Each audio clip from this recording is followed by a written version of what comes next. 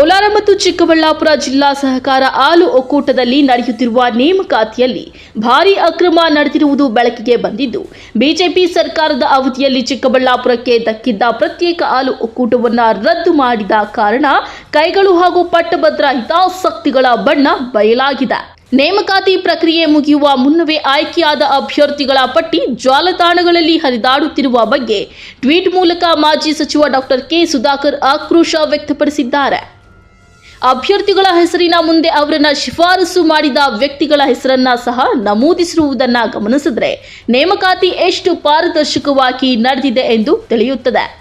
ಈ ಇಡೀ ನೇಮಕಾತಿ ಪ್ರಕ್ರಿಯೆ ಒಂದು ದೊಡ್ಡ ಹಗರಣವೆಂದು ಮೇಲ್ನೋಟಕ್ಕೆ ಸ್ಪಷ್ಟವಾಗಿದ್ದು, ಪ್ರಾಮಾಣಿಕ ಹಾಗೂ ಪ್ರತಿಭಾವಂತ ಉದ್ಯೋಗ ಆಕಾಂಕ್ಷಿಗಳ ಹಿತದೃಷ್ಟಿಯಿಂದ ಈ ನೇಮಕಾತಿಯನ್ನ ಕೂಡಲೇ ರದ್ದುಪಡಿಸಿ ನಿಷ್ಪಕ್ಷಪಾತ ತನಿಖೆಗೆ ಆದೇಶ ನೀಡಬೇಕೆಂದು ಮಾನ್ಯ ಮುಖ್ಯಮಂತ್ರಿಗಳಲ್ಲಿ ಆಗ್ರಹಿಸುತ್ತೇನೆ. ಬಿಜೆಪಿ ಸರ್ಕಾರದ ಅವಧಿಯಲ್ಲಿ ಚಿಕ್ಕಬಳ್ಳಾಪುರ ಜಿಲ್ಲೆಗೆ ದಕ್ಕಿದ್ದ ಪ್ರತ್ಯೇಕ ಹಾಲು ಒಕ್ಕೂಟವನ್ನ ಕಾಂಗ್ರೆಸ್ ಸರ್ಕಾರ ಬಂದ ಕೂಡಲೇ ರದ್ದು ಮಾಡಿತ್ತು. ಜಿಲ್ಲೆ ರಚನೆಯಾದ 16 ವರ್ಷಗಳ ನಂತರ ಚಿಕ್ಕಬಳ್ಳಾಪುರಕ್ಕೆ ಒಂದು ಪ್ರತ್ಯೇಕ ಹಾಲು ಒಕ್ಕೂಟ ದಕ್ಕಿತೆಂದು ಸಂಭ್ರಮಿಸುವ ಮೊದಲೇ ಕಾಂಗ್ರೆಸ್ ಸರ್ಕಾರ ರೈತರ ಕನಸನ್ನ ನುಚ್ಚು ನೂರು ಮಾಡಿದೆ ಎಂದು ಟ್ವೀಟ್ ಮೂಲಕ ಕಿಡಿಕಾರಿದ್ದಾರೆ.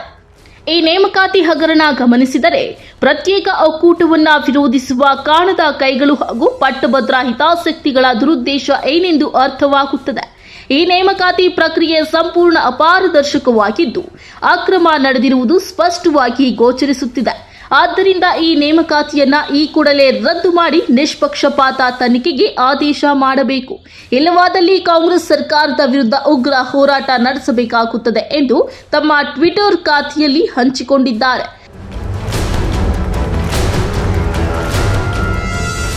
Lakshminarayan, MMTV news, Chikkaballapur.